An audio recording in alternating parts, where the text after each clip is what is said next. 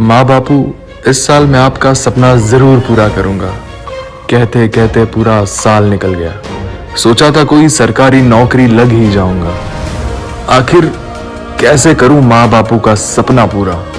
मां तेरे पसीने की हर बूंद को मोती से चमकाऊंगा। सपने बड़े देखना, पूरा करके तेरा शेर शेरनी दिखलाएगा।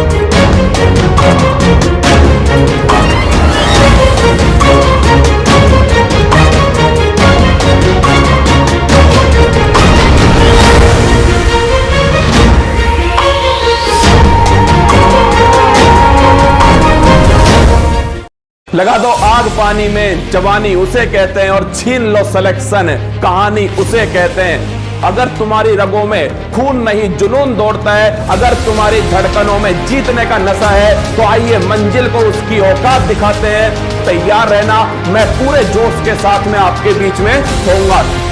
और मां तेरे पसीने की हर बूंद को मोती से चमकाऊंगा। सपने बड़े देखना, पूरा करके तेरा शेर शेरनी दिखलाएगा।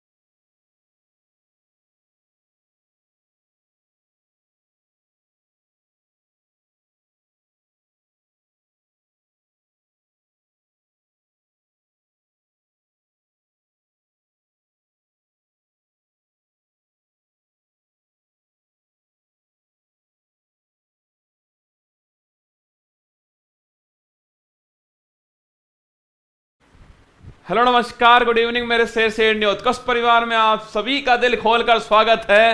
तू हंस, तू मुस्कुरा, तू रोना कम कर दे, और तू जिंदा है जिंदगी की नाक में दम कर दे। अति महत्वपूर्ण क्लास है, और इस शब्द में दोस्तों अति महत्वपूर्ण, इस तात्पर्य में अति महत्वपूर्ण कि हर सवाल मैंने आपके सामने यहां पर खुद दोस्तों अपने हाथ से लिखा है। आप सोचिए दोस्तों, आज टाइपिस्ट नहीं था, ब्रह्मानंद दोस्तों आज नहीं था, फिर भी मैंने आपकी क्लास को रुकने नहीं दिया। अपने हाथ से सारे सवाल का, अपने हाथ से दोस्तों सारे सवाल यहां पर आपके सामने लिखे हैं। पिछले 1 घंटे से दोस्तों यहां पर खड़े होकर आपके लिए सारे सवाल लिख रहा था। मां बाप के सपनों के लिए सवाल लिख रहा था, उस सीरीज के लिए सवाल लिख रहा था जिस सीरीज को मैंने दोस्तों ये संकल्प लेके स्टार्ट किया था कि ये सीरीज भविष्य के सारे एग्जाम की खोपड़ी में छेद करने के लिए अति महत्वपूर्ण होने वाली है। इसीलिए आइए, स्वागत है आप सभी का मां बापू का सपना एपिसोड नंबर 6। अति महत्वपूर्ण हर सवाल अपने हाथ से आपके सामने लिखकर दोस्तों लेकर आया हूं, और उतनी ही महत्व देना इस क्लास को,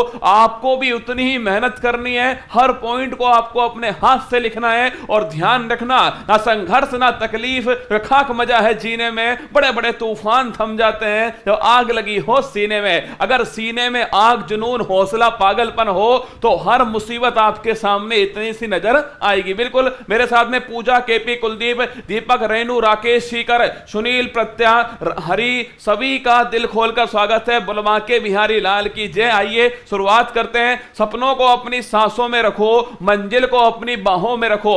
हर जीत आपकी ही होगी है दोस्त, बस हर लक्ष्य को अपनी निगाहों में रखोगा। जीत आपकी होनी तय है, बस एक लक्ष्य तय कर लीजिए और अपना सब कुछ दोस्तों उस लक्ष्य को पाने में लगा दीजिए। चलिए स्टार्ट करते हैं। C5H10, देखो जितने भी भी दोस्तों साइंस के सवाल हैं, सारे के सारे साइंस के सवाल मैंने कहां से दोस्तों, एनसीईआरटी की जो किताब है यहां से मैंने कॉपी और पेस्ट किया है साइंस का सवाल। तो इसके अलावा दोस्तों साइंस के अलावा जो आपके पॉलिटी के सवाल हैं, ये पॉलिटी वाली दोस्तों एनसीईआरटी की जो किताब है उसमें से मैंने आपको कॉपी पेस्ट किए। करंट अफेयर्स वाले दोस्तों सवाल जो हैं और मॉडर्न हिस्ट्री के जो सवाल हैं वो दोस्तों मैंने अपनी तरफ से यहां पर लिख दिए। जितने सवाल हो पाए उतना मैंने यहां पर आपके लिए लिखा है। चलिए देखिए, C5H10 हाइड्रोकार्बन है, पेंटेन है, पेंटीन है, पेंटाइन है, पेंटाडाइन है। एक्चुअली में दोस्तों उद्देश्य था कि मैं आपको ये बता सकूं कि इसका कंसेप्ट क्या है। देखिए हाइड्रोकार्बन दोस्तों ध्यान रखना, जिसमें कार्बन और हाइड्रोजन होगा वो दोस्तों हाइड्रोकार्बन होगा, ठीक है। अगर बात करूं मैं आपसे, एक तो होता है एल्केन, क्या होता है दोस्तों, एल्केन होता है। एक छापना होता है एल्कीन, क्या होता है, एल्कीन होता है। एक दोस्तों लिख लेना, एक होता है एल्काइन, क्या होता है, एल्काइन, ठीक है। अगर मैं पूछूं आपसे एल्केन का मतलब दोस्तों लिखना CnH2n+2 दोस्तों लिखेगा, ये इसका फॉर्मूला होता है। CnH2n दोस्तों ये एल्कीन होता है और CnH2n-2 ये ध्यान रखना एल्काइन होता है। कुल मिलाकर अगर कार्बन दोस्तों जितने हैं उसके दुगने से दोस्तों 2 अधिक हाइड्रोजन है तो एल्केन होगा, दुगने के बराबर एल्कीन होगा, दुगने से 2 कम होगा तो ये एल्काइन होने वाला है। अगर पूछूं आपसे कार्बन की संख्या दोस्तों 1 है तो इसे बोलते हैं मैथ, क्या बोलते हैं, मैथ बोलते हैं। कार्बन की संख्या 2 है तो इसे बोलते हैं दोस्तों एथ, क्या बोलते हैं, एथ बोलते हैं। कार्बन की संख्या 3 है, ध्यान रखना, इसे बोलते हैं प्रोप। और कार्बन की संख्या दोस्तों 4 है तो इसे लिखना, इसे बोलते हैं ब्यूट। और कार्बन की संख्या दोस्तों 5 है तो इसे लिखना, इसे बोलते हैं पेंट। ये भी आपको थोड़ा ध्यान होना चाहिए। अगर इतना पता है तो आप सवाल को कर लोगे। देखो C5H10 कार्बन की संख्या से हाइड्रोजन की संख्या दोस्तों कितनी है, जस्ट डबल है। और डबल होगा तो ध्यान रखना एल्कीन, क्या होगा, एल्कीन होगा। और कार्बन दोस्तों 5 जो है इसे बोलते हैं पेंट, क्या बोलते हैं, पेंट। तो लिखना ऑप्शन नंबर दोस्तों बी जो है पेंटीन जो है ये इसका करेक्ट आंसर होगा। पेंटेन का फॉर्मूला C5H12 और पेंटाइन का फॉर्मूला C5H8, ध्यान रखना पेंटाइन का फॉर्मूला। चलिए आगे बढ़ते हैं। कार्बन का कौन सा अपर रूप विद्युत का सुचालक होता है दोस्तों। पहली बात तो लिखना कार्बन जो है इसका दोस्तों जो अपर रूप होते हैं लिखिएगा, एक होते हैं क्रिस्टलीय अपर रूप और एक दोस्तों नोट करना एक होते हैं अक्रिस्टलीय। कौन से होते हैं, अक्रिस्टलीय। देखो ये सवाल दोस्तों सीधा एनसीईआरटी से मैंने उठाया है तो आपकी परीक्षा में भी सीधा उठकर आएगा। निम्न में से कौन सा अपर रूप दोस्तों आपके क्रिस्टलीय अपर रूप नहीं है कार्बन का, अगर ये पूछ लिया आपसे क्या होगा। देखो क्रिस्टलीय अपर रूप दोस्तों कौन कौन से हैं, 3 अपर रूप ध्यान रखना। एक तो दोस्तों हीरा हो गया, लिखिए हीरा हो गया, ग्रेफाइट हो गया दोस्तों और फुलेरीन हो गया। ये दोस्तों ध्यान रखना ये होते हैं क्रिस्टलीय अपर रूप। इसके अलावा दोस्तों कोक है, चारकोल है दोस्तों, ये ध्यान रखना कौन से होते हैं, अक्रिस्टलीय अपर रूप होते हैं। चलिए आगे देखते हैं कार्बन का कौन सा अपर रूप विद्युत का सुचालक होता है। देखो हीरो दोस्तों लिखना, हीरा जो है ये विद्युत का दोस्तों लिखिएगा, ये विद्युत का कुचालक होता है हीरा, ध्यान रखना। और प्राकृतिक रूप से सबसे कठोर पूछूं आपसे, प्राकृतिक रूप से कठोरतम दोस्तों पदार्थ कौन सा है वो भी ध्यान रखिएगा, हीरा है। आगे देखिए ग्रेफाइट की दोस्तों बात करूं मैं आपसे, ग्रेफाइट ये होता है विद्युत का सुचालक। लिखना विद्युत का सुचालक पूछूं आपसे, लिखना ग्रेफाइट होता है। और दोस्तों अगर पूछे आपसे ग्रेफाइट जो है इसका प्रयोग कहां पर करते हैं, स्नेहक के रूप में, ध्यान रखना इसका प्रयोग होता है। तो आंसर हुआ इसका ऑप्शन नंबर बी, ध्यान रखना ग्रेफाइट दोस्तों विद्युत का सुचालक होता है। यही दोस्तों ध्यान रखिए कार्बन का अपर रूप ग्रेफाइट विद्युत का सुचालक है। निम्न में से किस अंतरराष्ट्रीय संगठन का मुख्यालय वाशिंगटन डीसी में। एक्चुअली में दोस्तों मैंने आज की क्लास में साइंस दोस्तों, इसके अलावा इंटरनेशनल दोस्तों जितने भी संगठन है उनको जोड़ लिया है। इसके अलावा पॉलिटी है, मॉडर्न हिस्ट्री है और दोस्तों आपके करंट अफेयर्स, इन पांचों का संगम आपकी क्लास में। देखो पहला क्वेश्चन हो गया, इनमें से किस अंतरराष्ट्रीय संगठन का मुख्यालय वाशिंगटन डीसी में। एक्चुअली में वाशिंगटन दोस्तों डीसी लिखिएगा, ये किसकी कैपिटल है, अमेरिका दोस्तों इसकी राजधानी है वाशिंगटन डीसी। और अगर बात करो यूएनओ का मुख्यालय कहां पर, लिखना यूएनओ दोस्तों, अरे स्थापना कब होती है, 24 अक्टूबर 1945 है। इन चारों में से 8 दोस्तों संगठन लिखवाऊंगा आपको, आपकी परीक्षा में देखना आप जो संगठन पूछे जाएंगे उन 8 में से कहीं ना कहीं आपसे पूछ लेगा, ठीक है। यूएनओ लिखिए 24 अक्टूबर 1945। अगर पूछे कितने दोस्तों मेंबर हैं, 193 मेंबर हैं। कितने दोस्तों अंग, ध्यान रखना 6 इसके अंग हैं। और कहां पर इसका मुख्यालय है, न्यूयॉर्क छापना इसका मुख्यालय। IMF अंतरराष्ट्रीय मुद्रा कोष, पहली बात तो इसकी जो स्थापना है दोस्तों किस सम्मेलन से होती है, ब्रेटन वुड्स सम्मेलन। बड़ा प्यारा क्वेश्चन लिखना, ब्रेटन वुड्स सम्मेलन में कौन से 2 संस्थानों की स्थापना हुई, IMF और विश्व बैंक की स्थापना हुई, इसीलिए इन दोनों को जुड़वा बहन भी दोस्तों कहा जाता है, ध्यान रखना। आगे देखिए, अगर पूछे IMF में कितने मेंबर, 190, और नवीनतम मेंबर कौन सा, एंडोरा, ध्यान रखना नवीनतम मेंबर है। और मुख्यालय पूछूं आपसे, वाशिंगटन डीसी छापना ये इसका मुख्यालय है। और SDR स्पेशल ड्राइंग राइट का संबंध IMF से। आगे देखना, यूनेस्को दोस्तों बात करूं आपसे, यूनेस्को जो है इसका दोस्तों लिखिए, इसकी स्थापना 1946 में होती है। और अगर पूछूं आपसे इसका मुख्यालय कहां पर है, पेरिस दोस्तों, ध्यान रखना इसका मुख्यालय स्थित है। आगे बात करें WHO दोस्तों, WHO लिखना, इसकी स्थापना 7 अप्रैल दोस्तों 1948 को होती है। और अगर बात करूं आपसे 7 अप्रैल को कौन सा दिवस है, स्वास्थ्य दिवस दोस्तों सेलिब्रेट करते हैं। और अगर पूछे आपसे इसका मुख्यालय कहां पर है, जिनेवा दोस्तों स्विट्जरलैंड में मुख्यालय है। और डॉक्टर टेड्रोस छापना ये वर्तमान में दोस्तों इसके हेड है। तो लिखना आंसर हो गया इसका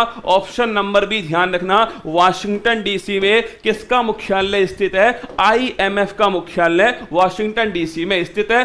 ब्रेटन वुड्स बहन दोस्तों किसे बोलते हैं, IMF और वर्ल्ड बैंक को कहा जाता है, यह भी आपको थोड़ा ध्यान रखना है। चलिए अगला क्वेश्चन, राष्ट्रीय सांख्यिकी दिवस कब दोस्तों सेलिब्रेट करते हैं, स्टैटिक्स डे कब सेलिब्रेट होता है इंडिया के अंदर। पहली बात तो क्यों सेलिब्रेट होता है लिखना, महालनोबिस दोस्तों इनका हैप्पी बर्थडे कब है, इनका दोस्तों जो जन्म दिवस है उसी दिन, ध्यान रखिएगा आपके नेशनल स्टैटिक्स डे 29 जून को सेलिब्रेट करते हैं। तो पहला क्वेश्चन हो गया कि भाई राष्ट्रीय सांख्यिकी दिवस क्यों सेलिब्रेट करते हैं, महालनोबिस दोस्तों लिखिए इनके जन्म दिवस पर राष्ट्रीय सांख्यिकी दिवस सेलिब्रेट करते हैं। अगर पूछूं आपसे महालनोबिस तो लिखना, इन्होंने अगर पूछे आपसे कि भाई सेकंड जो 5 ईयर प्लान है, दूसरी पंचवर्षीय योजना 1956 से 1961, ध्यान रखना किस मॉडल पर आधारित है, महालनोबिस मॉडल पर आधारित है। और अगर पूछूं आपसे भारतीय सांख्यिकी संस्थान, आप में से देखते हैं कौन बताएगा भारतीय सांख्यिकी संस्थान कहां पर स्थित है, जिसकी स्थापना महालनोबिस जी के द्वारा हुई थी, कमेंट बॉक्स में गोली की तरह छापिएगा। आंसर हो गया इसका ऑप्शन नंबर सी, 29 जून दोस्तों इसका करेक्ट आंसर है। अगर बात करूं मैं आपसे 29 अगस्त, अरे कौन सा डे लिखना, राष्ट्रीय दोस्तों अगर पूछे राष्ट्रीय खेल दिवस कब सेलिब्रेट होता है, 29 अगस्त को सेलिब्रेट होता है। और मैंने आपको बताया था मेजर ध्यानचंद दोस्तों, ध्यान रखिए इनके जन्म दिवस पर सेलिब्रेट करते हैं। अगर पूछे 29 जुलाई लिखिएगा दोस्तों। अगर पूछे अंतरराष्ट्रीय जो बाघ दिवस है, इंटरनेशनल टाइगर डे, ये कब सेलिब्रेट होता है, 29 दोस्तों जुलाई को सेलिब्रेट होता है। 29 जून को राष्ट्रीय सांख्यिकी दिवस है। और 22 दिसंबर बताओ कमेंट बॉक्स में कौन सा दिवस होता है और क्यों बनाते हैं वो दिवस, कमेंट बॉक्स में छापिएगा। इसका आंसर लिखना कोलकाता में दोस्तों लिखिएगा, भारतीय सांख्यिकी संस्थान अगर पूछे आपसे कहां स्थित है, कोलकाता के अंदर भारतीय सांख्यिकी संस्थान स्थित है। कमेंट बॉक्स में बताओ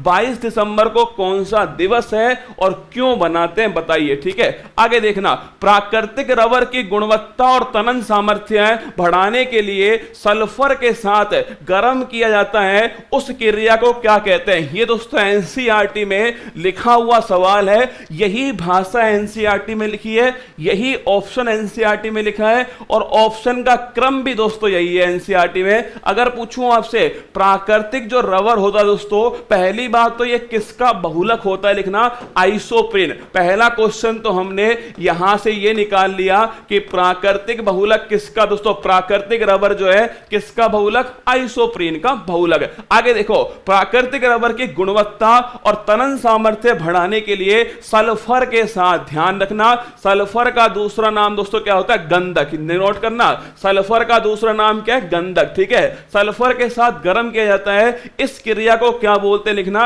इस क्रिया को दोस्तों बोलते हैं वल्कनीकरण। ध्यान रखिएगा, ऑप्शन नंबर सी। अगर पूछे आपसे कि प्राकृतिक रबर, अब सवाल घूम के भी पूछ सकता है, प्राकृतिक रबर के वल्कनीकरण में किसका प्रयोग होता है, धना सल्फर या दोस्तों गंधक का प्रयोग होता है। अगला क्वेश्चन देखिएगा, 22 दोस्तों दिसंबर जो है गणित दिवस आपसे पूछूं कब बनाते हैं, ध्यान रखना 22 दिसंबर को सेलिब्रेट करते हैं गणित दिवस है। और क्यों बनाते हैं, रामानुजम लिखिए दोस्तों, इनका हैप्पी बर्थडे कब है, 22 दिसंबर को, इसीलिए मैथमेटिक्स डे 22 दिसंबर को सेलिब्रेट होता है। आगे चलो, भारतीय प्रेस का मुक्तिदाता किसे कहा जाता है, ऑप्शन नंबर 1 रिपन को, ऑप्शन नंबर बी एलन बरो को, ऑप्शन नंबर सी मैटकोफ को, ऑप्शन नंबर डी दोस्तों लिटन को। आज थोड़ी आपको हो सकता है मेरी भाषा समझने में थोड़ी दिक्कत आए, पर अपने हाथ से जैसा लिखा गया ना वैसा आपके लिए लिख दिया। आगे 2-4 सवाल तो ऐसे हैं ना जो दोस्तों मुझे लगता है कि वो सवाल आपसे पूछेगा परीक्षा वाला। देखो, अगर पूछे भारतीय प्रेस का मुक्तिदाता किसे दोस्तों कहा जाता है, रिपन की बात करो, लिखना रिपन को दोस्तों लिखिएगा। अगर पूछे आपसे स्थानीय स्वय शासन जो है इसका जनक किसे बोलते हैं, लिखिए, ये दोस्तों नोट करना, रिपन को कहते हैं स्थानीय, लोकल गवर्नेंस जो है दोस्तों इसका फादर कौन है, रिपन, नोट कर लेना। अगर पूछे एलन बरो, अगर मैं कहूं दोस्तों दास प्रथा किसके समय समाप्त हुई है, लिखना दास प्रथा का जो अंत है वो एलन बरो के समय हुआ। और सती प्रथा दोस्तों लिखना, इसका जो अंत है वो विलियम बेंटिक दोस्तों 1829, क्या विलियम बेंटिक छापेगा 1829 में, इसके समय दोस्तों इसका अंत होता है। मैटकोफ की बात को लिखना, इसे बोलते हैं भारतीय प्रेस का मुक्तिदाता दोस्तों, मैटकोफ को कहा जाता है। और जो लिटन है ना दोस्तों, ये ध्यान रखना, इसके समय आया था वर्नाकुलर प्रेस एक्ट, लिखिए वर्नाकुलर दोस्तों प्रेस एक्ट। पूछूं आपसे ये लाने वाला कौन, तो छाप लेना, लिटन दोस्तों वर्नाकुलर प्रेस एक्ट लाने वाला, ये भी आपको थोड़ा ध्यान रखना है। ठीक है, आंसर हो गया इसका ऑप्शन नंबर सी मैटकोफ दोस्तों इसका करेक्ट आंसर है। कार्बन की संयोजकता कितनी है, माना सवाल दोस्तों बहुत आसान, सुनो माना सवाल बहुत आसान है, पर दोस्तों शायद ये सवाल हमने पढ़ा बहुत कम बार, क्या पढ़ा दोस्तों बहुत कम बार है। और एनसीईआरटी में पहला ही दोस्तों महत्वपूर्ण बिंदु में पहला पॉइंट यही लिखा हुआ है कि जो कार्बन की संयोजकता है वो कितनी होती है, 1 होती है, 2 होती है, 3 होती है, 4 होती है। कमेंट बॉक्स में देखिएगा कार्बन की बैलेंसी दोस्तों संयोजकता कितनी होती है। देखो, अगर मैं पूछूं आपसे कि भाई साहब कोई भी दोस्तों आपके कार्बन जो है इसका परमाणु क्रमांक कितना, 6, सुन लो इसका आंसर तो आप जानते हो, बाकी दोस्तों तरीका भी तो आना चाहिए ना। अगर मैं पूछूं आपसे कार्बन दोस्तों इसका परमाणु क्रमांक होता है 6, ध्यान रखना। ठीक है, अगर पूछे पहली बार दोस्तों कितने आते हैं, कोई भी तत्व हो उसमें मैक्सिमम पहली बार में 2 आएंगे, सेकंड बार में दोस्तों कितने आएंगे, 8। सुनो मेरी बात, कोई भी तत्व हो उसमें पहली बार में दोस्तों मैक्सिमम 2 आएंगे और सेकंड बार में आएंगे 8। ठीक है, अब देखो कार्बन की दोस्तों बात करूं मैं, पहली बार में आगे 2 और सेकंड बार में कितने बचे, 6 में से गए 2 तो बच गए 4। अब बताओ मुझे इसे दोस्तों 8 करने के लिए कितने दोस्तों जोड़ने पड़ेंगे, ध्यान रखना 4 दोस्तों इसमें जोड़ने पड़ेंगे, तो लिख लेना। अगर पूछे कार्बन की दोस्तों बैलेंसी कितनी होती है, 4 दोस्तों कार्बन की बैलेंसी होती है। कार्बन दोस्तों अपने चारों ओर 4 दोस्तों हाइड्रोजन से जुड़ सकता है, तो स्टार लगा के लिखना। सवाल बड़ा प्यारा है, एनसीईआरटी ने लिख के दिया है, कार्बन की बैलेंसी दोस्तों 4 होती है। आगे देखिए, एशियाई विकास बैंक का मुख्यालय कहां स्थित है, एशियन डेवलपमेंट बैंक। अगर पूछूं आपसे इसका मुख्यालय कहां पर है, ऑप्शन नंबर 1 रोम में, ऑप्शन नंबर बी ब्रुसेल्स में, ऑप्शन नंबर सी मनीला में, ऑप्शन नंबर डी दोस्तों द हेग में। सुनो मेरी बात, अगर पूछे रोम दोस्तों, रोम है इटली के अंदर, और मैंने आपको दोस्तों बताया हुआ है रोम में किसका मुख्यालय, FAO, किसका दोस्तों, FAO, मतलब कि फूड एंड एग्रीकल्चर दोस्तों ऑर्गेनाइजेशन जो है इसका मुख्यालय ध्यान रखना रोम के अंदर है। और अगर पूछे आपसे इसकी स्थापना कब होती है, 16 अक्टूबर 1945 को। और 16 अक्टूबर लिखना दोस्तों, वर्ल्ड फूड डे कब सेलिब्रेट करते हैं, विश्व खाद्य दिवस 16 अक्टूबर को सेलिब्रेट करते हैं। इसके बाद देखो ब्रुसेल्स की बात करूं मैं आपसे, यूरोपियन दोस्तों यूनियन जो है इसका मुख्यालय पूछूं आपसे कहां पर है, तो यूरोपियन यूनियन का मुख्यालय ब्रुसेल्स के अंदर। वर्तमान में देश कितने, 27 दोस्तों इसमें देश है, लिखिएगा। अगर पूछे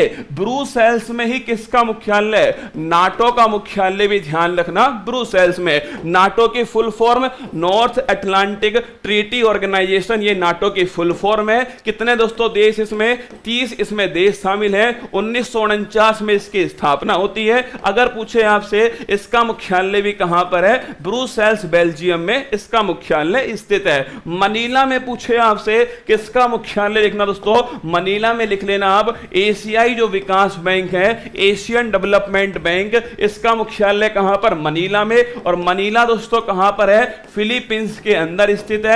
और यहीं पर लिखना एशिया का जो नोबेल पुरस्कार है रैमन मैग्सेसे अवार्ड, ये दोस्तों यहीं पर दिया जाता है, इसको भी आपको ध्यान रखना है। आप में से कोई बताएगा एशियाई विकास बैंक में अभी हाल ही में उपाध्यक्ष कौन है, कमेंट बॉक्स में आप छाप के बताना, ठीक है। द हैग में किसका मुख्यालय, इंटरनेशनल कोर्ट लिखना, अंतरराष्ट्रीय न्यायालय दोस्तों इसका मुख्यालय कहां पर है, इंटरनेशनल कोर्ट का मुख्यालय नीदरलैंड दोस्तों लिखिएगा, नीदरलैंड के अंदर द हैग में स्थित है इंटरनेशनल कोर्ट का मुख्यालय। तो इसका आंसर हो गया ऑप्शन नंबर सी, ध्यान रखना मनीला में दोस्तों एशियाई विकास बैंक का मुख्यालय मनीला के अंदर स्थित है। आप में से अगर कोई बताना चाहे तो बताइए कि एशियाई विकास बैंक जो है इसका दोस्तों उपाध्यक्ष किसे अपॉइंट, अशोक लवासा लिख लो।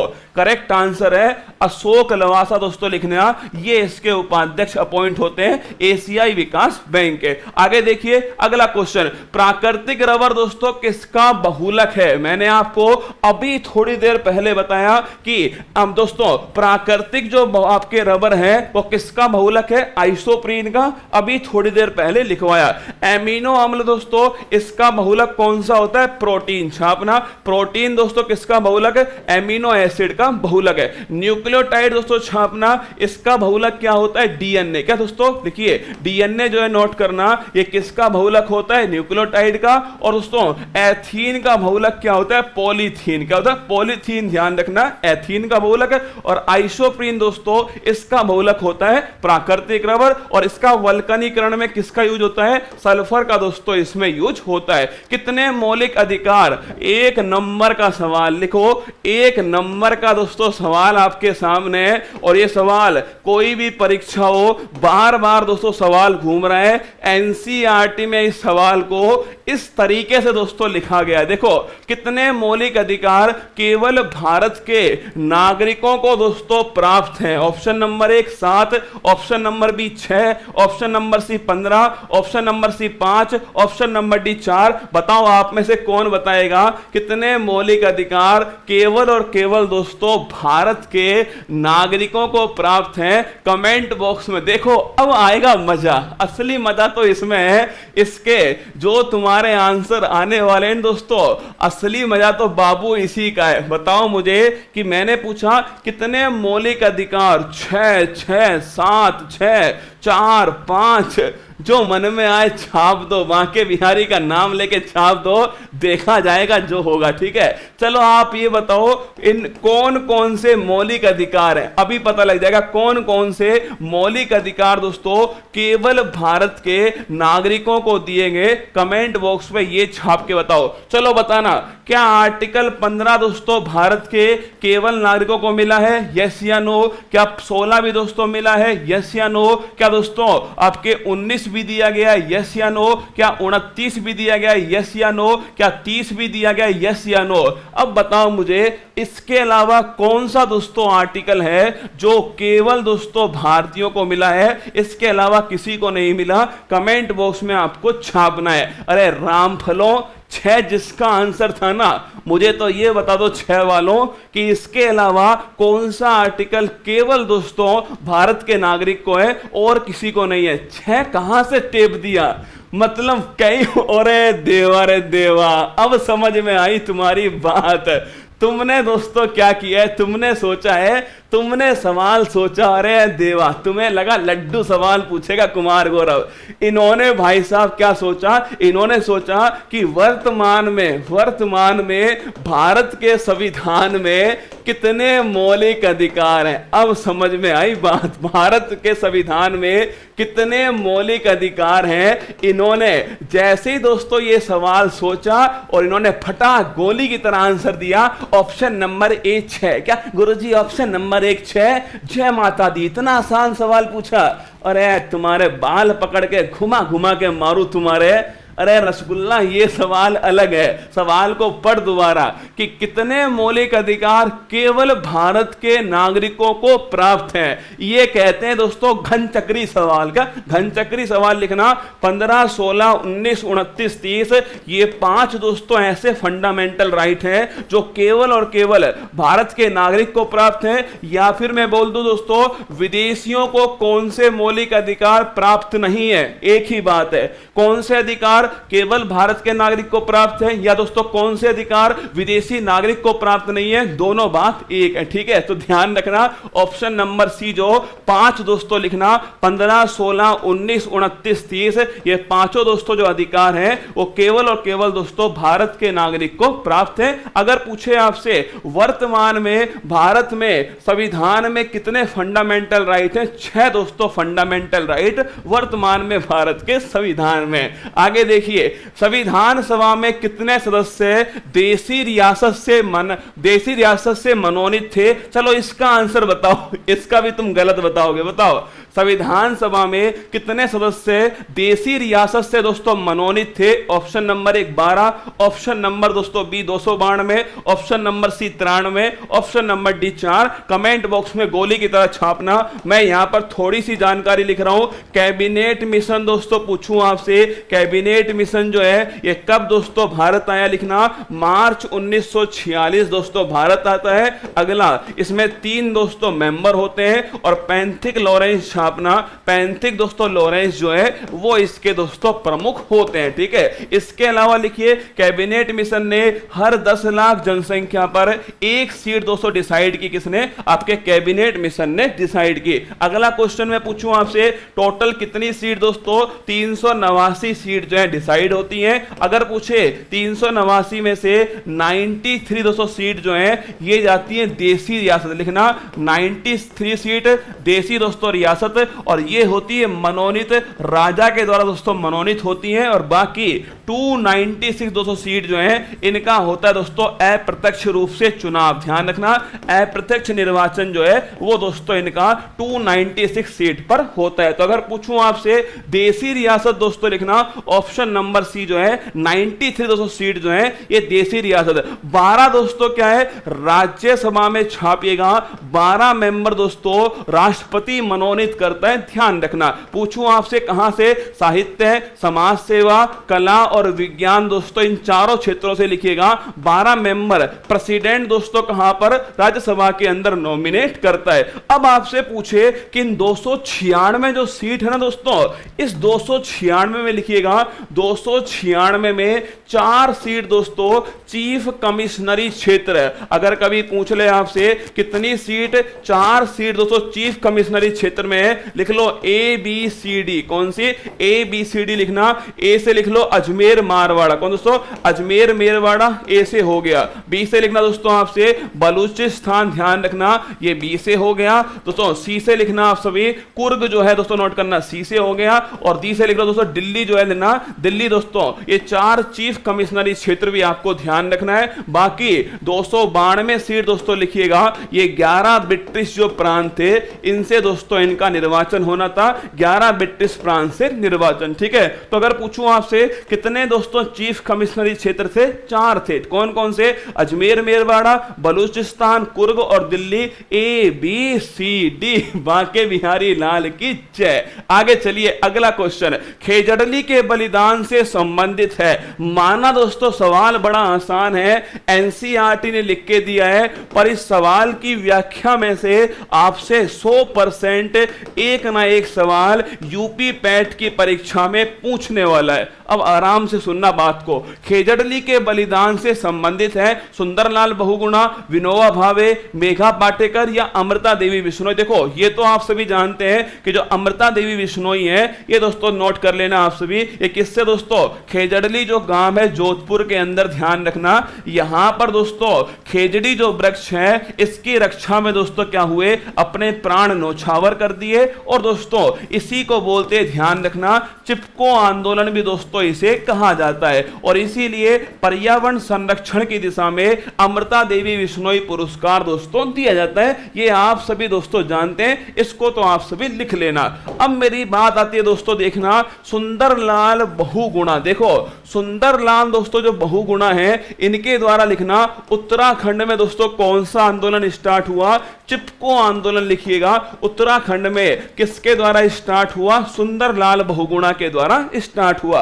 विनोबा दोस्तों भावे की बात को लिखना। अगर पूछे आपसे भूदान आंदोलन दोस्तों किसके द्वारा स्टार्ट हुआ, विनोबा भावे के द्वारा स्टार्ट हुआ। और पहले व्यक्तिगत दोस्तों लिखिएगा सत्याग्रही कौन थे, तो ध्यान रखिएगा वो दोस्तों विनोबा भावे थे। अगला क्वेश्चन मेघा पाटेकर लिखना। नर्मदा बचाओ दोस्तों जो आंदोलन है, नर्मदा बचाओ आंदोलन, इससे संबंधित कौन दोस्तों लिखिएगा, मेघा पाटेकर जो है वो इससे संबंधित है। अब देखो इसी चिपको दोस्तों आंदोलन को कर्नाटक में जानते हैं अपिक्को आंदोलन लिखना।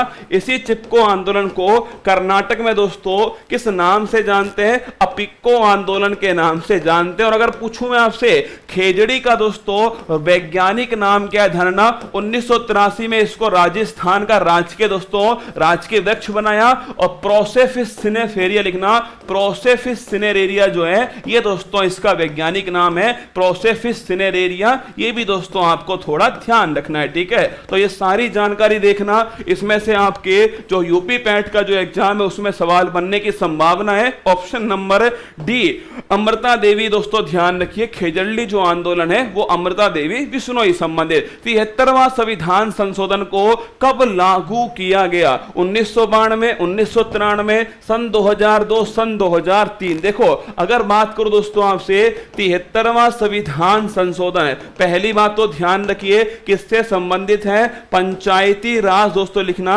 इससे संबंधित है। और बात करूं मैं आपसे पंचायती राज दोस्तों लिखना 2 अक्टूबर 1959 को लिखना।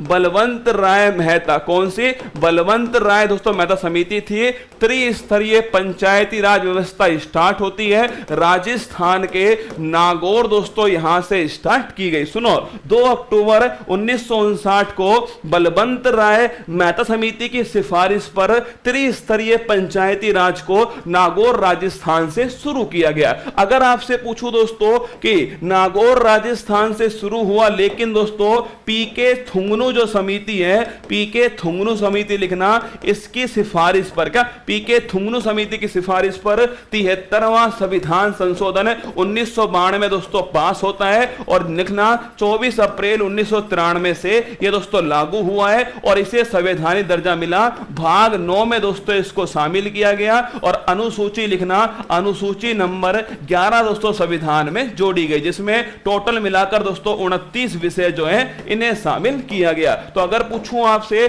24 अप्रैल 1993 को ध्यान रखिए, पंचायती राज दोस्तों अधिनियम जो है ये दोस्तों लागू किया गया। 24 अप्रैल लिखना। पंचायती राज दिवस पूछूं आपसे, पंचायती राज दिवस कब सेलिब्रेट होता है, 24 अप्रैल को सेलिब्रेट होता है। तो इस क्वेश्चन का आंसर हो गया 1993। अगर सवाल पूछता 73वां संविधान संशोधन कब आया, तो उसका आंसर होता 1992। पर अगर पूछे कब लागू हुआ, 24 अप्रैल दोस्तों 1993 को। अगर पूछूं आपसे 2002 लिखना, 86वां जो संविधान संशोधन है ये दोस्तों कब का है, 2002 का लिखना। और अगर पूछे इसके द्वारा दोस्तों ध्यान रखिए आर्टिकल 21A में शिक्षा के अधिकार को मौलिक अधिकार दोस्तों बनाया गया। और सन 2003 लिखना, 91वां संविधान संशोधन जिसके द्वारा 15% दोस्तों मंत्री परिषद की संख्या निर्धारित होती है, 15% ध्यान रखिए 91वां संविधान संशोधन से।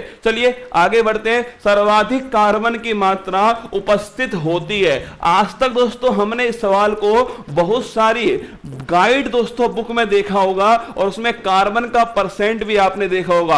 आज मैं आपको एनसीईआरटी ने जो कार्बन का परसेंट दोस्तों लिखा है वो आपको वहां पर लिखवाता हूं। देखो, सर्वाधिक कार्बन की मात्रा उपस्थित है, पीट में है, लिग्नाइट में है, एंथ्रेसाइट में है, बिटुमिनस में। जो जितना अच्छा होगा दोस्तों ध्यान रखना, जो जितना अच्छा होगा वो दोस्तों उतना ही उसमें कार्बन की मात्रा अधिक होगी। लिखना, तो जितना अच्छा क्वालिटी का होगा, जिसकी क्वालिटी जितनी अच्छी होगी वही दोस्तों छापिएगा, वो उतना ही दोस्तों ध्यान रखना कार्बन की मात्रा दोस्तों उसमें उतनी ही होने वाली है। अब देखना, सबसे अच्छा दोस्तों कोयले का प्रकार कौन सा होता है? एंथ्रेसाइट। ऑप्शन नंबर सी इसका करेक्ट आंसर है, एंथ्रेसाइट।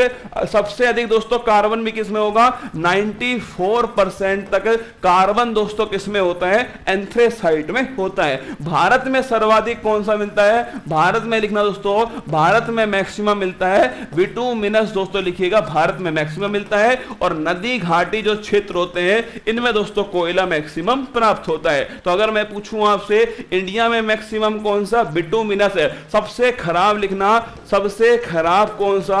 सबसे खराब दोस्तों ध्यान के पीट होता है। अगर पूछूं मैं आपसे, अगर क्वालिटी अच्छी होगी तो धुआं कम करेगा। क्या धुआं दोस्तों कम करेगा? और कोयले को जलाएंगे क्यों? जिससे हीट दोस्तों अधिक होगी, वही दोस्तों कोयला सबसे अच्छा होगा। धुआं कम, हीट अधिक, कार्बन की दोस्तों आपके मात्रा अधिक, वही सबसे अच्छा कोयला होने वाला है। ये देखिए दोस्तों एनसीईआरटी में ये परसेंट लिखा हुआ है। आपको भी अगर परीक्षा में पूछे ना तो ये परसेंट दोस्तों ध्यान रखना, ए 94 से 98% दोस्तों, बी ध्यान रखना 78 से 86%। मतलब एंथ्रेसाइट दोस्तों कितना है? एंथ्रेसाइट में कार्बन की मात्रा 94 से 98%। बिटुमिनस में छापना दोस्तों कार्बन की मात्रा कितनी है? 78 से 86%। अगर पूछे आपसे लिग्नाइट में कितनी दोस्तों? लिग्नाइट में छापना 28 से 30%। और पीट कोयला में पूछूं आपसे, ये 27%। ये मैंने अपनी तरफ से नहीं बताया, एनसीईआरटी में दोस्तों ये जो आपके डायग्राम है ये एनसीईआरटी में दोस्तों बना हुआ है। 86वें संविधान संशोधन से, अरे आर्टिकल 21 से जोड़ा गया था। 86वां संविधान संशोधन शिक्षा के अधिकार को मौलिक अधिकार दोस्तों बनाया गया। ठीक है, आगे देखो अगला कोयला। निम्न में से कौन सा नवीकरणीय ऊर्जा संसाधन है? ये टॉपिक दोस्तों फर्स्ट ग्रेड में भी लिखा हुआ है और यूपी पैट में भी ये टॉपिक लिखा हुआ है, ऊर्जा संसाधन। एक होता है नवीकरणीय, एक होता दोस्तों अनवीकरणीय। ठीक है, जिसमें सबसे कम कार्बन की मात्रा सबसे अच्छा ना, जिसमें सबसे अधिक कार्बन की मात्रा वो सबसे अच्छा कोयला होगा। जो कम धुआं देगा वो दोस्तों सबसे अच्छा कोयला होगा। ठीक है, ध्यान रखना। अगर बात करूं मैं आपसे भाई, हाँ लिखो आगे देखना। एक्चुअली मैं जो आपको बता रहा हूं ना वो सारा की सारा दोस्तों एनसीईआरटी से बता रहा हूं, इसलिए अधिकांश चीजें आपकी ठीक है ना। आप चिंता मत कीजिए, क्या कर रहे हो। निम्न में से कौन सा नवीकरणीय ऊर्जा संसाधन होगा दोस्तों? लिखिएगा। अगर पूछूं आपसे, नवीकरणीय का मतलब दोस्तों जो समाप्त नहीं होंगे। क्या? जो समाप्त नहीं होंगे वो नवीकरणीय होने वाले। ठीक है, जैसे देखो कोयला है, सौर ऊर्जा है, पेट्रोल है, प्राकृतिक गैस। दोस्तों कोयला, पेट्रोल, प्राकृतिक गैस, इन तीनों को दोस्तों क्या बोलते हैं? जीवाश्म। क्या बोलते हैं? जीवाश्म ईंधन बोलते हैं। और दोस्तों जीवाश्म ईंधन को इंग्लिश में बोलते हैं फॉसिल। क्या बोलते हैं? फॉसिल कहते हैं। और आप में से कोई बताएगा जीवाश्मों का जो अध्ययन होता है इसे क्या कहा जाता है? कमेंट बॉक्स में गोली की तरह छाप देना। देखो कोयला, पेट्रोल, प्राकृतिक गैस दोस्तों जीवाश्म ईंधन कहलाते हैं। सौर ऊर्जा, पवन ऊर्जा, जल ऊर्जा, ये सब ध्यान रखना कैसी है दोस्तों? नवीकरणीय ऊर्जा स्रोत है। और अगर पूछे जीवाश्म ईंधन कैसे होते हैं? अनवीकरणीय। ध्यान रखना, जीवाश्म ईंधन होते हैं, इनसे होता है प्रदूषण। क्या होता है? इनसे ध्यान रखना पॉल्यूशन होता है। तो पहला क्वेश्चन दोस्तों जीवाश्म ईंधन, अनवीकरणीय ऊर्जा स्रोत। अगला क्वेश्चन दोस्तों पूछे आपसे प्रदूषण, ध्यान रखना इन्हीं से होता है दोस्तों प्रदूषण। अगर पूछूं मैं आपसे कि जीवाश्म का अध्ययन दोस्तों क्या बोला था ना, ये दोस्तों अध्ययन जो है पैलियंटोलॉजी। लिखिए पैलियंटो दोस्तों जो लॉजी है, पैलियंटोलॉजी जीवाश्म का अध्ययन कहलाता है। ये भी आपको ध्यान रखना। ऑप्शन नंबर बी सौर ऊर्जा इसका करेक्ट करेक्ट आंसर हो गया। कुछ महत्वपूर्ण बातें देखना, अगर बात करो कोयला दोस्तों, कोयला ध्यान रखना, कोयले का जो निर्माण है दोस्तों लिखना, ये किससे होता है? कोयले का दोस्तों निर्माण लिखना पेड़ पौधे जीव जंतु दोस्तों, पेड़ पौधों के दबने से ध्यान रखना कोयले का निर्माण होता है। पेट्रोल का निर्माण दोस्तों लिखना समुद्री जो जीव जंतु होते हैं इनके दोस्तों दबने से ध्यान रखना, समुद्री जीव जंतु दबने से पेट्रोल का निर्माण होता है। सीएनजी की बात करूं मैं लिखना, सीएनजी में क्या होता है दोस्तों? सीएनजी में होता है मीथेन। क्या होती है? मीथेन होती है। मीथेन का मतलब CH4। एलपीजी में क्या होता है? प्रोपेन दोस्तों लिखना, प्रोपेन और ब्यूटेन जो है ये एलपीजी में होता है। और मिथाइल दोस्तों लिखना मर्केप्टोन जो है इसके कारण दोस्तों इसमें तीक्ष्ण गंध आती है, ये भी आपको थोड़ा ध्यान रखना है। पूछूं आपसे कौन सी भारी गैस है यार? पहले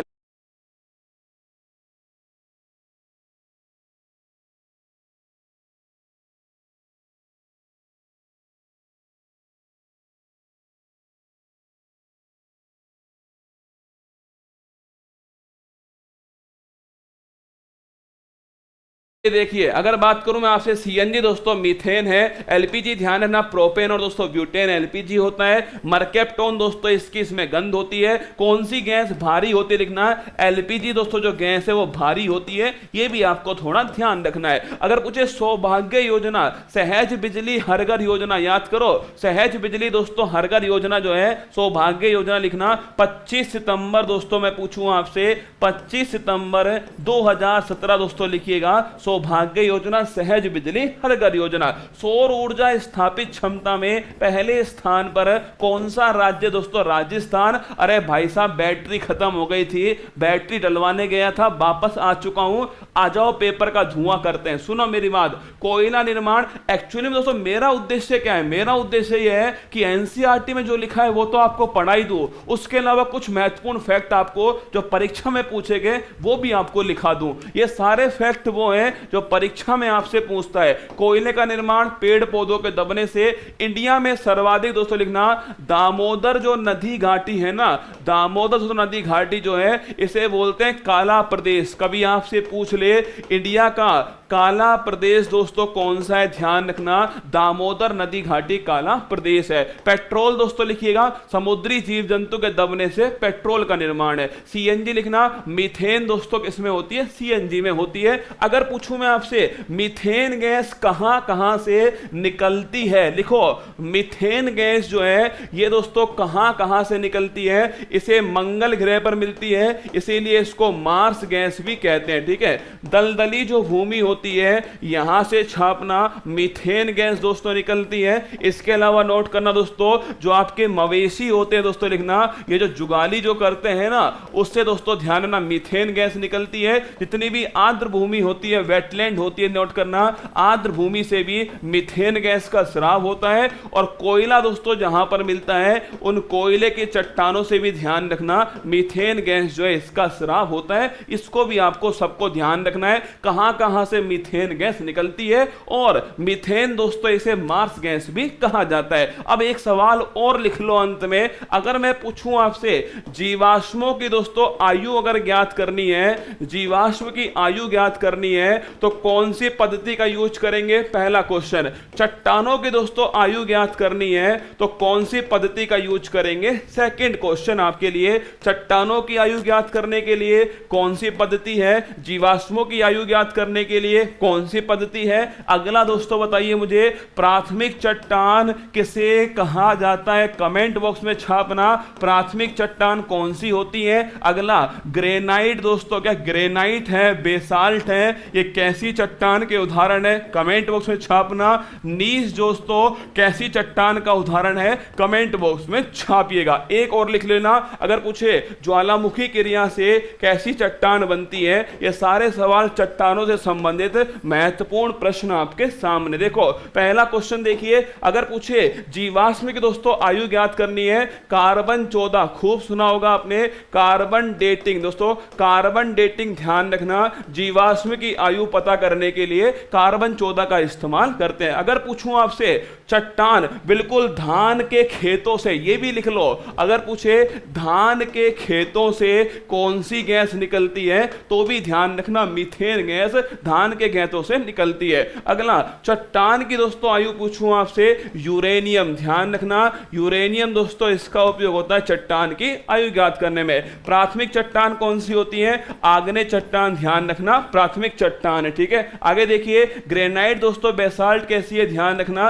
ये भी आग्नेय चट्टान है। नीच चट्टान लिखना दोस्तों, कायांतरित नोट करना, कायांतरित दोस्तों या रूपांतरित चट्टान कौन सी है, नीच चट्टान। ज्वालामुखी क्रिया से कौन सी चट्टान का निर्माण होता है, आग्नेय चट्टान का निर्माण ज्वालामुखी क्रिया से होता है। आगे देखिए अगला, सदन में एक वर्ष में न्यूनतम कितने सत्र होना अनिवार्य। सवाल को आराम से पढ़ना फिर जवाब देना। यह भी सवाल दोस्तों वही है, चक्री घुमाने वाला लिखना, चक्री दोस्तों घुमाने वाला सवाल है कि सदन के एक वर्ष में न्यूनतम कितने सत्र होना अनिवार्य है। तो ऑप्शन नंबर 1, 2, 3, 4 बताओ मुझे। अगर मैं बात करूं आपसे, जो सदन है, चाहे लोकसभा है, चाहे दोस्तों राज्यसभा है, चाहे विधानसभा है, कोई भी सदन है, उसमें एक वर्ष में न्यूनतम कितने सत्र होना अनिवार्य है, आप आंसर देना। अगर पूछे गण पूर्ति दोस्तों कोरम जो है वो कितना होता है, ये भी आपको छापना है।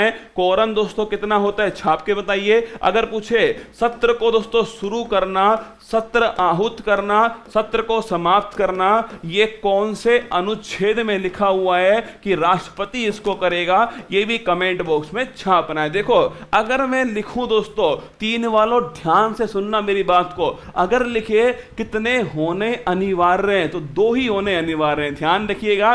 3 वालों गलत मत करना। अगर लिखा जाए कितने होने कंपलसरी है, मतलब मिनिमम कितने होंगे, तो मिनिमम दोस्तों कितने होंगे, मिनिमम 2 तो होंगे ही होंगे, क्योंकि ऐसा लिखा गया संविधान में कि 2 सत्रों के बीच में अधिकतम 6 महीने का गैप होगा। लिख लो, इस पॉइंट को लिख लो।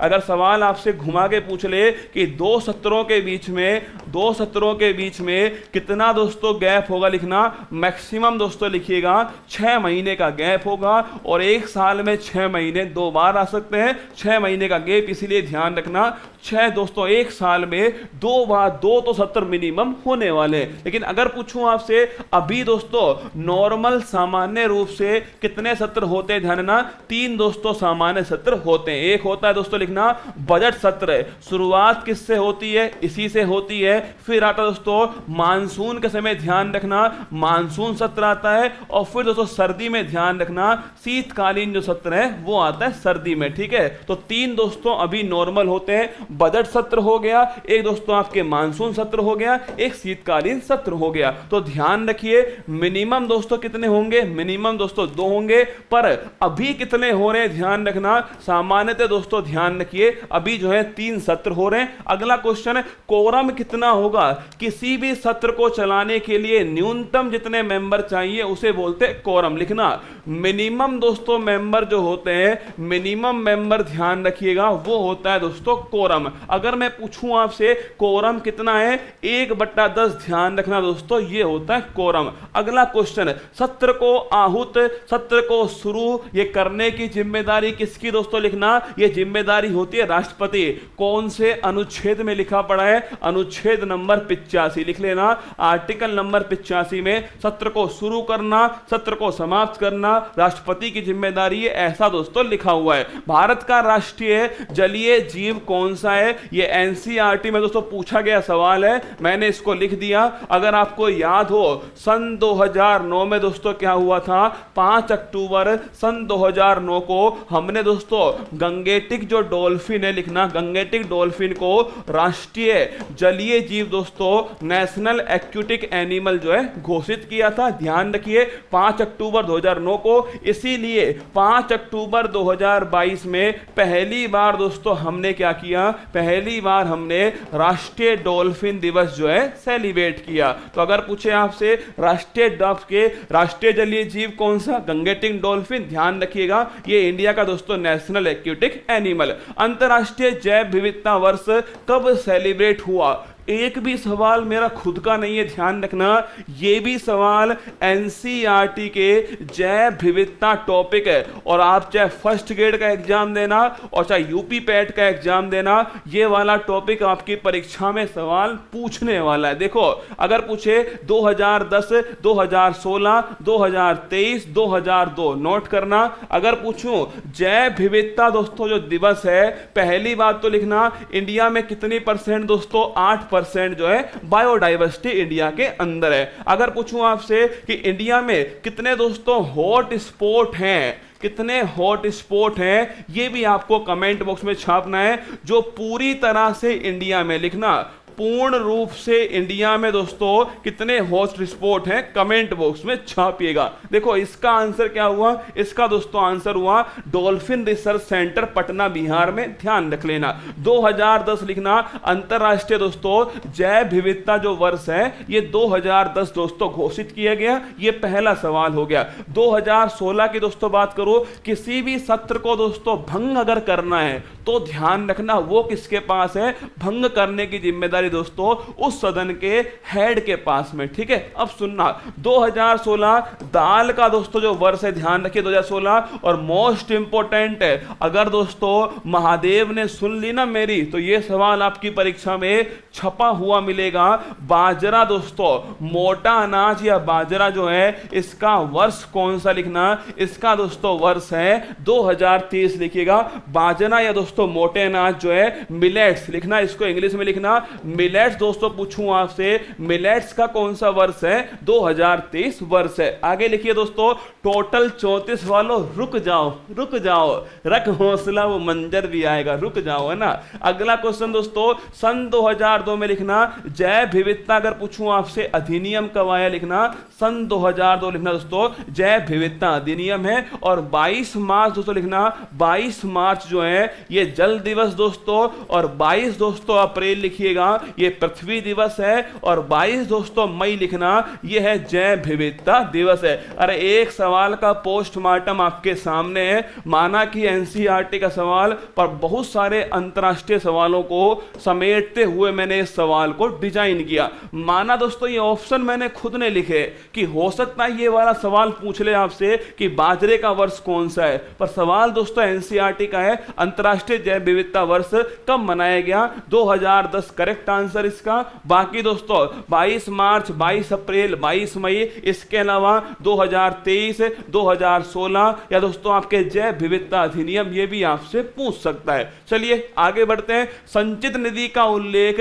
संविधान के किस अनुच्छेद के अंदर है? पहली बात तो लिखना संचित निधि दोस्तों संसद के पास में, इस बात को भी आपको ध्यान रखना है। संचित निधि पूछूं आपसे, संसद के पास में, इस बात को ध्यान रखिएगा। अगर पूछे आर्टिकल 280 में क्या लिखा हुआ है, वित्त आयोग के बारे में कौन सा आर्टिकल है, आर्टिकल नंबर 280। अगर पूछे 266 दोस्तों लिखना, कंसोलिडेटेड जो फंड है संचित निधि छापेगा दोस्तों, ये आर्टिकल नंबर 266 है। अगर बात करूं मैं आपसे 267 लिखिए, आकस्मिक दोस्तों जो निधि है, ध्यान रखना आकस्मिक निधि किसके पास है, आर्टिकल नंबर 267 में, और ये होती है राष्ट्रपति, किसके पास होती है, राष्ट्रपति के पास में होती है। 263 में क्या है, कमेंट बॉक्स में आप छापना। देखो संचित निधि से कोई पैसा निकालना है तो संसद से दोस्तों धरना, संसद से विनियोग विधेयक जो है ये पारित दोस्तों करना पड़ेगा अगर संचित निधि में से कोई पैसा निकालना है।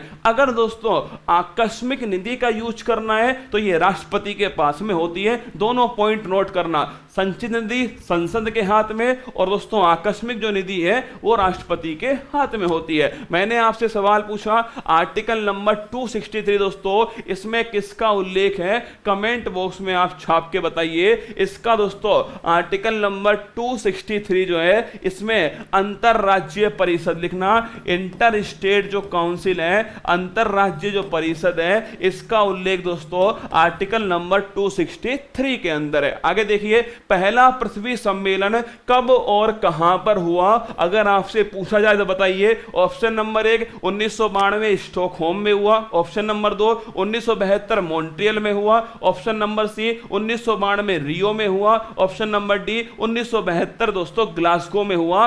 रियो पहला पृथ्वी सम्मेलन, याद करो।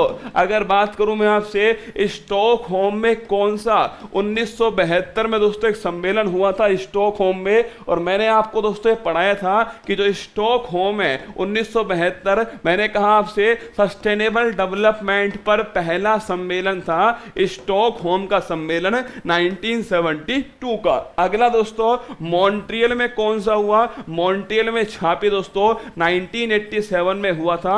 मॉन्ट्रियल प्रोटोकॉल 16 सितंबर को हुआ था, ओजोन परत के संरक्षण से संबंधित है, यह भी आपको ध्यान रखना है। रियो की बात करूं मैं आपसे 1992 में छापी है। रियो के अंदर दोस्तों आपके एक सम्मेलन हुआ जिसे पहला पृथ्वी सम्मेलन कहा गया, और इसकी जो रिपोर्ट है उसे एजेंडा 21 दोस्तों नाम दिया गया। लिखना एजेंडा 21 किसकी रिपोर्ट थी, पहले पृथ्वी सम्मेलन की रिपोर्ट है, 1992 में आयोजित हुआ। अगर पूछे ग्लासगो में लिखना दोस्तों COP जो 26 है इसका आयोजन कहां हुआ, ग्लासगो में हुआ। और अगला दोस्तों छापना COP 27 जो है इसका आयोजन होगा मिस्र के अंदर। देखो स्टॉकहोम कहां पर दोस्तों, ये स्वीडन के अंदर, ध्यान रखना स्टॉकहोम। मॉन्ट्रियल कहां पर लिखना, कनाडा दोस्तों है मॉन्ट्रियल। और रियो पूछूं आपसे लिखना दोस्तों, रियो जो है लिखिए दोस्तों ये हो गया ब्राजील के अंदर रियो। और ग्लासगो पूछे आपसे स्कॉटलैंड, ध्यान रखना ये हो गया दोस्तों ग्लासगो। आंसर हुआ इसका ऑप्शन नंबर दोस्तों सी जो है ये करेक्ट आंसर। ये लाइन नोट करना, एजेंडा 21 किसकी रिपोर्ट है, पहले पृथ्वी सम्मेलन की रिपोर्ट है एजेंडा 21, अपनी कॉपी में छाप लेना, ठीक है। आगे देखो जैव विविधता के कितने स्तर पाए जाते हैं। अब मुझे ये बताओ ये सवाल आसान है या दोस्तों कठिन है, बताओ मुझे ये सवाल आसान है या कठिन है। अगर दोस्तों हमने बड़ी बड़ी पुस्तकें पढ़ी, क्या बड़ी बड़ी पुस्तकें पढ़ी, तो ये आसान दोस्तों ये सवाल जो है कठिन हो गया क्या। अगर हमने पढ़ी बड़ी बड़ी पुस्तकें तो ये सवाल हो गया कठिन। और अगर दोस्तों हमने पढ़ा NCERT और उसका दोस्तों जैव विविधता टॉपिक, तो ये सवाल हो गया दोस्तों आपके आसान। देखो सवाल बड़ा आसान है दोस्तों, परीक्षा वाले ऐसे सवाल पूछते हैं कि जैव विविधता के, या तो आपसे पूछ लेगा निम्न में से कौन सा प्रकार जैव विविधता का स्तर नहीं है, या आपसे पूछेगा कितने प्रकार के स्तर जैव विविधता में पाए जाते हैं। सवाल वही है, घुमा के सवाल को पूछ लिया। देखो 3 प्रकार दोस्तों जैव विविधता जो है ये 3 प्रकार की होती है, लिखिए दोस्तों। एक होती है प्रजातीय जैव विविधता, कौन सी प्रजाति दोस्तों, एक छापना आनुवांशिक, कौन सी होती है, आनुवांशिक होती है। एक छापना दोस्तों पारिस्थितिकी तंत्र की जैव विविधता। 3 प्रकार के जो स्तर है दोस्तों वो इसमें पाए जाते हैं। सबसे छोटा स्तर होता है दोस्तों प्रजाति स्तर, कौन सा, सबसे छोटा स्तर प्रजाति है। एक जैसे जीव दोस्तों, एक जैसे जीव एक साथ, दूसरे टाइप के जीव एक साथ, वो होती है, ध्यान रखना, प्रजाति जैव विविधता। अगर पूछूं आपसे लिखना एक जैसे जीवों का जो समूह होता है, एक जैसे जीव दोस्तों लिखना स्पीसीज, क्या एक जैसे जीव दोस्तों स्पीसीज, ध्यान रखिएगा ये होती है प्रजाति जैव विविधता। अगर पूछूं मैं आपसे आनुवांशिक जैव विविधता दोस्तों, मतलब एक प्रजाति के अंदर दोस्तों, मान लेते हैं आपकी मनुष्य की प्रजाति जो आपके सामने खड़ी है और कैमरे के दोस्तों उस टाइप बैठी है, ये सारे मनुष्य की प्रजाति है। एक प्रजाति के अंदर दोस्तों आपके लक्षण मेरे लक्षण जो हैं अलग अलग हैं। कारण क्या, जीन दोस्तों, कारण लिखना आनुवांशिक जैव विविधता का कारण दोस्तों क्या होगा, एक ही प्रजाति, क्या एक ही प्रजाति में भिन्न भिन्न लक्षण, क्या भिन्न भिन्न दोस्तों लक्षण, और कारण दोस्तों क्या होगा, इसका कारण होगा जीन। अरे मेरी हर बात को गौर से सुनना, गाइड की दोस्तों परिभाषा पे मत जाना, NCERT की परिभाषा आपको लिखवा रहा हूं। एक जैसे जीव दोस्तों प्रजाति है, एक ही प्रजाति में भिन्न भिन्न लक्षण जीन के कारण दोस्तों उत्पन्न होता है, ये होती है आनुवांशिक। और अलग अलग दोस्तों आपके अलग अलग पारिस्थितिकी जो तंत्र है, वन के अंदर दोस्तों अलग, आपके जल के अंदर दोस्तों अलग, ये होती है पारिस्थितिकी तंत्र जैव विविधता। 3 प्रकार के स्तर दोस्तों, ऑप्शन नंबर सी ध्यान रखना, ये दोस्तों आपके करेक्ट आंसर है। सवाल बड़ा प्यारा दोस्तों, 1 नंबर का सवाल है, यकीन मानिए आप, परीक्षा की दृष्टि से महत्वपूर्ण है। आसान है, टफ है, वो दूर की बात है, पर परीक्षा के लिए महत्वपूर्ण है। जैव विविधता के 3 स्तर होते हैं। एक होता है प्रजाति जैव विविधता, एक होती है आनुवांशिक जैव विविधता, एक होती है दोस्तों पारिस्थितिकी आपके जैव विविधता। 3 स्तर जो है वो आपके सामने दिए गए। इंडिया में कितने जैव विविधता हॉट स्पॉट हैं, अभी बात करते हैं, ठीक है। आगे देखो, निम्न में से कौन संसद का अंग नहीं है? लोकसभा, राज्यसभा, राष्ट्रपति और महान्यायवादी। आपको याद होगा आर्टिकल नंबर 279 में लिखा हुआ है संसद में कौन कौन होगा। तो संसद में दोस्तों 3 चीजें होती हैं, एक लोकसभा होता है, एक राज्यसभा होता है, एक दोस्तों राष्ट्रपति होते हैं। 3 चीजें संसद के अंदर है। आर्टिकल नंबर 80 में छापना राज्यसभा है, आर्टिकल नंबर 281 में क्या है? लोकसभा। और 52 दोस्तों ध्यान रखिए इसमें है हमारे राष्ट्रपति। तो अगर पूछूं आपसे लोकसभा होगा, राज्यसभा होगा, राष्ट्रपति होगा, महान्यायवादी दोस्तों ये इसका अंग नहीं होता है। अगर पूछे जो न्यायवादी दोस्तों लिखना, ये आर्टिकल कौन सा है? Article number 76। भारत सरकार का सबसे बड़ा वकील जो है वो होता है महान्यायवादी। आगे देखिए, विश्व में कुल कितने जैव विविधता तप्त स्थल हैं? अब बताओ answer. Option number 1 75, option number B 34, option number C 40, option number D दोस्तों 14। कमेंट बॉक्स में छाप के बताओ कितने बायोलॉजिकल हॉट स्पॉट पूरे वर्ल्ड के अंदर है। इसी में दोस्तों हम पढ़ लेंगे इंडिया में कितने, क्या इंडिया में कितने, ये भी हम पढ़ लेंगे। देखो इंडिया में दोस्तों पूर्ण रूप से जो इंडिया के अंदर है ऐसे 2 ही हैं, ध्यान रखना। पूर्ण रूप से इंडिया के अंदर 2 हैं दोस्तों। एक तो होता है लिखना, एक तो होता है आपके पश्चिमी घाट। कौन सा है? पश्चिमी घाट दोस्तों। और एक छापना, एक होता है दोस्तों आपके पूर्वी हिमालय। तो अगर मैं पूछूं आपसे पूरी तरह इंडिया के अंदर कितने दोस्तों? 2 हैं, ध्यान रखना। इसके अलावा दोस्तों लिखना एक इंडोनेशिया वाला जो है, जो बर्मा दोस्तों है, इंडोनेशिया वाला जो बर्मा वाला दोस्तों है, इसका कुछ हिस्सा जो है ये दोस्तों ध्यान रखिए, कुछ हिस्सा जो है वो दोस्तों इंडिया के अंदर है। पर पूरी रूप से, पूर्ण रूप से इंडिया में 2 ही है, पश्चिमी घाट और पूर्वी हिमालय 2 ही है, ठीक है। अब देखो समस्या क्या है दोस्तों? समस्या ये है कि आपने क्या है अभी तक दोस्तों सवालों को केवल कहीं पे लिखा हुआ देख लिया, आपने उसको मान लिया ना, इतना ही हुआ ना। देखो 75 दोस्तों क्या है? 75 ध्यान है ना, रामसर स्थल। कितने? रामसर स्थल कितने? 75, ठीक है, ये तो हो गया रामसर स्थल। 34, 40 दोस्तों लिखना, 40 जो है ध्यान रखिएगा, 40 दोस्तों आपके क्या है? 40 लिखिए। यूनेस्को वर्ल्ड हेरिटेज कितनी? यूनेस्को वर्ल्ड हेरिटेज जो है 40 है। 14 रसगुल्ला लिखना। अमूर्त धरोहर पूछूं आपसे लिखना, ये दोस्तों आपके 14 है। नवीनतम यूनेस्को वर्ल्ड हेरिटेज वो दोस्तों धोलावीरा है। अगर पूछे आपसे नवीनतम अमूर्त धरोहर कौन सी दोस्तों, वो ध्यान रखिए आप दोस्तों दुर्गा पूजा है। अगर आपसे पूछ लिया जाए 34 दोस्तों, देखो अभी तक एनसीईआरटी में 34 का उल्लेख है, सुन लो मेरी बात है, एनसीईआरटी में दोस्तों अभी तक 34 का ही उल्लेख है। पर ध्यान रखिए वर्तमान में दोस्तों 36 है, ध्यान रखना। अगर पूछे आपसे और 36 ऑप्शन हो तो 36 ही करेक्ट होने वाला है। अगर 36 ऑप्शन नहीं है तो 34 करेक्ट होगा।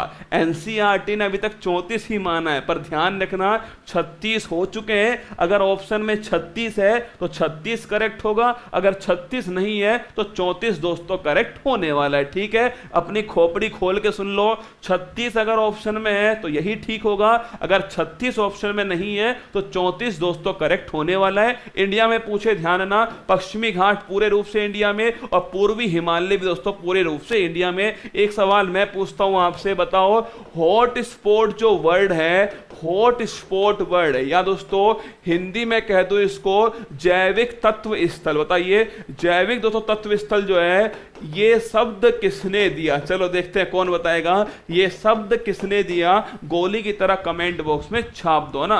अगर दोनों है तो 36 करेक्ट होगा रे आंसर, ठीक है, दोनों है तो 36 करेक्ट होगा। पर ध्यान रखिए एनसीईआरटी में अभी तक 34 है, पर लेटेस्ट अपडेट दोस्तों 36 है। करंट अफेयर्स का टीचर आपको पढ़ा रहा है, ठीक है।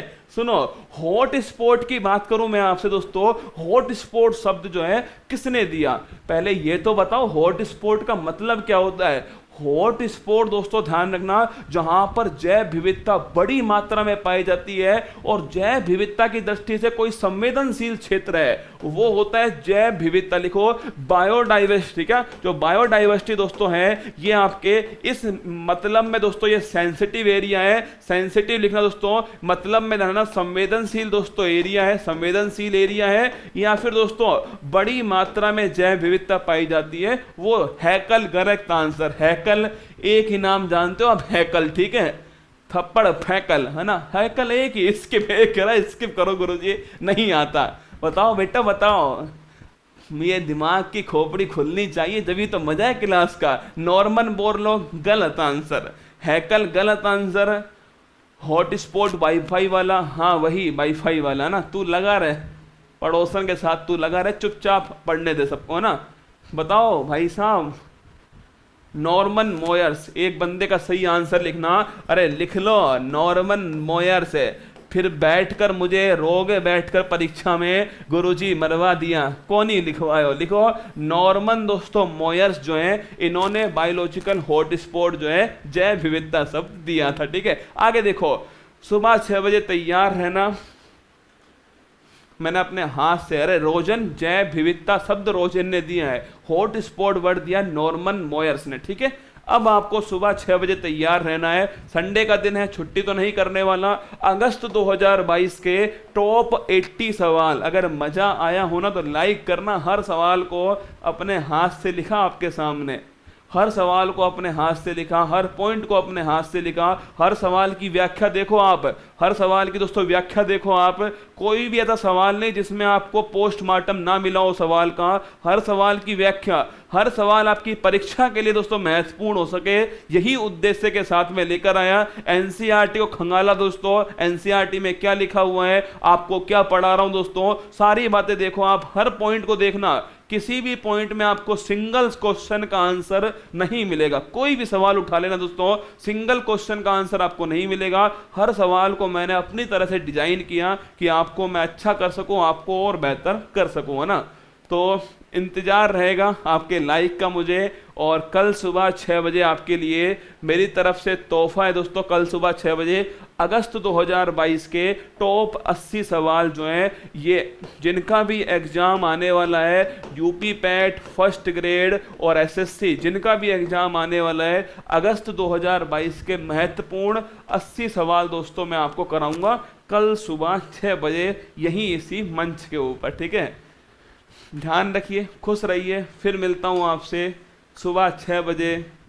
वही दिन वही शाम, वही दिन वही शाम, लगातार चल रहा है अपना काम। क्या लगातार चल रहा है काम, उद्देश्य केवल एक कि ये माँ बापू का जो सपना सीरीज है ये सार्थक हो सके, ये यूट्यूब की सर्वश्रेष्ठ सीरीज साबित हो सके।